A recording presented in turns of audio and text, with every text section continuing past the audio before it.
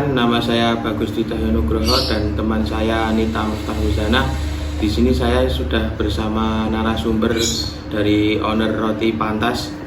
Boleh diperkenalkan dulu Bu namanya? Perkenalkan, nama saya Rima. Sejak tahun berapa usaha roti ini berdiri dan apa yang membedakan Roti Pantas dengan roti lainnya? Tahun kita tahun 2020, nanti baru berjalan satu tahun.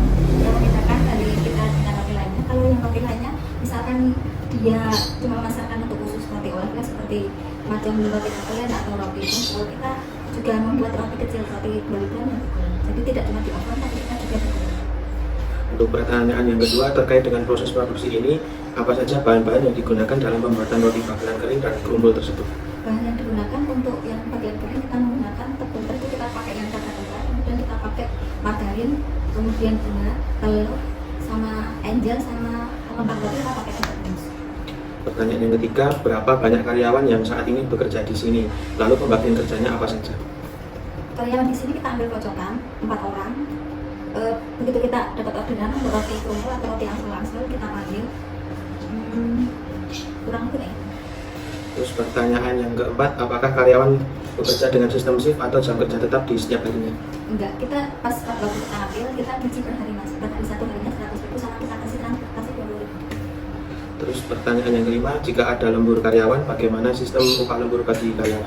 Kita tidak pakai lembur, untuk lembur kita. Terus pertanyaan yang keenam, apakah upah karyawan diberikan secara harian, mingguan, atau bulanan? Misalkan dia kerja 3 hari, setelah 3 hari kita kasihkan. Terus pertanyaan selanjutnya, apakah ada tunjangan atau asuransi yang diberikan untuk karyawan jika ada karyawan yang mengalami sakit? Untuk asuransi kita tidak ada, tapi kalau karyawan ada yang sakit, misalkan kemarin dia jatuh, tapi tidak posisinya di sini, dia di luar, kita otokin. Terus pertanyaan yang selanjutnya, alat atau mesin apa saja yang digunakan dalam pembuatan proses produksi roti bagelan kering dan roti kerumbul tersebut? Kita pakai mixer, tapi memang mixer yang tradisional, sama pakai oven, juga oven kita semua ya. Selanjutnya pertanyaan yang ke-9 Ibu, untuk bahan produksi pembuatan roti itu apa saja? Bahannya kita menggunakan tepung, menggunakan gula, margarin, telur, terus pakai pengembang sama pakai pengempuk. Yang selanjutnya yang ke-10 ya Bu, dalam pengambilan bahan untuk produksi itu sendiri biasanya sudah ada pemasok atau berbelanja ke toko grosir? Kita belanja ke toko grosir. Selanjutnya Bu, yang ke-11, harga bahan-bahan produksinya itu berapa? Kita belinya kan per sak. Kalau untuk gula satu sak kan harganya nggak pasti, kadang dari 400, kadang 795 atau 790. Kalau untuk tepung cakram beda-beda mbak, di toko ada yang 225, 500, ada yang 228, ada yang 228. Selanjutnya yang ke-12 nih Bu, dalam sebulan memerlukan biaya listrik berapa? Untuk listrik, karena kita untuk kerja kita pakai meteran sendiri, bisa sama yang untuk rumah tangga, kurang lebih per minggunya 20.000, satu bulan kurang lebih 80.000. Berapa biaya yang dikeluarkan jika ada salah satu mesin yang mengalami kerusakan? Ya alhamdulillah kita untuk baru berjalan 1 tahun belum kerusakan, jadi belum ada. Selanjutnya yang ke-14, semisal ada memproduksi, ada kendala apa Bu, seperti listriknya mati kayak gitu, menggunakan apa?